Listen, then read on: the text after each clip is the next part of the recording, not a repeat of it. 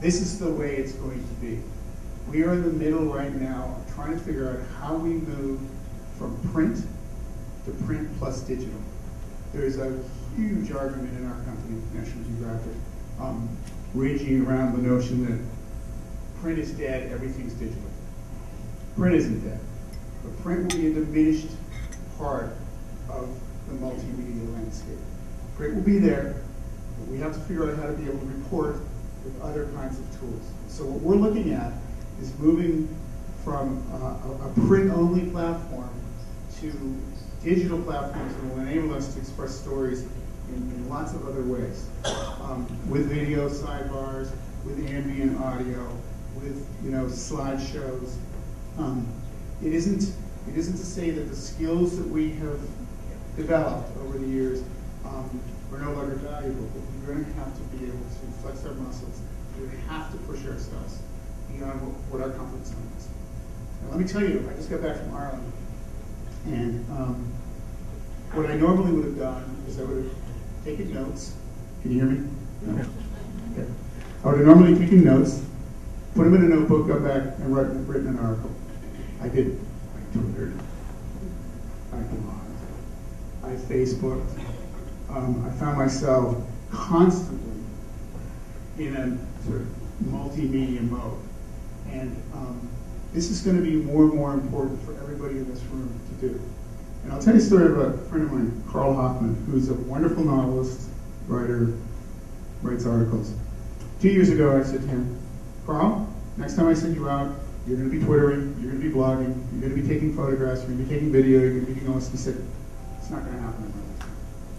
He just got a book contract a year ago to do a book called The Lunatic Express. It's basically a book where he goes around the world taking every imaginable dangerous conveyance possible. The Russian airplane, the bad bus, the Indian bus.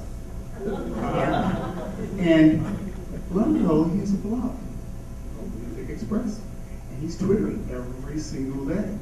And what he told me when he came back, we had dinner a couple of nights ago, and he said, this is the greatest thing I've found. Because what I'm doing, my book isn't going to be published for the next 6 months. But I have now got 20,000 people following me on Twitter. And what he's doing is he's building in his customer base 6 months before the book comes out. So if you think about what our new landscape is going to look like, it's going to have to be more reflective. We're going to have to get closer to the humanity of the places we visit. And we're going to constantly have to think about the different ways we express ourselves. And so what used to be my MO in the field was I would take the notes. I would know that 90% of what I wrote would get thrown out. Would never see print.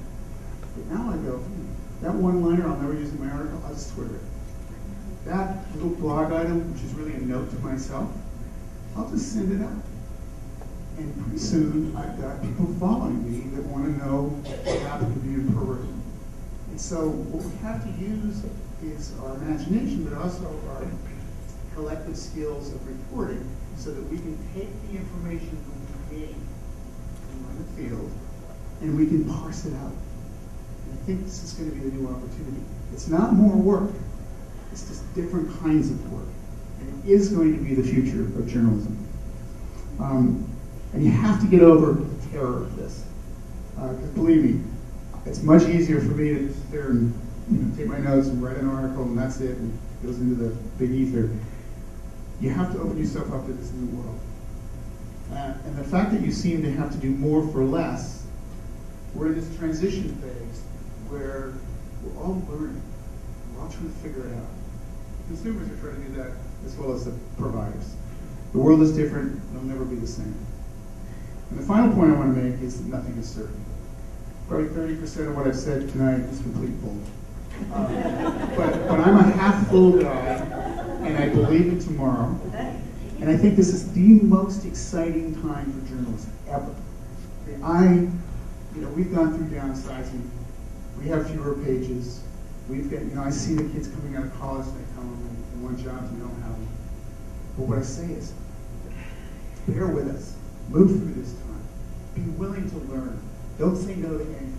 Just be open, because the world is really changing, and we are so lucky to be at this place right now and have a chance to fly with it, to be part of the change. So even if 30% of what I believe in is wrong, I know we are not going to die as content providers. We're not print people, we're content providers. And it's up to you guys and me to figure this out, to make the mistakes, to hit the dead ends, but to keep moving forward, because it's a really, really rich time now. And I think about this a lot. My parents survived the war. My mother lived in London during the Blitz. That's about as bad as it can get. So as tough as the economic times are now, as challenging as our challenges are, as confusing and as befuddling as all this new media is, it's a piece of cake compared to what the last generation had to deal with. So this is our challenge.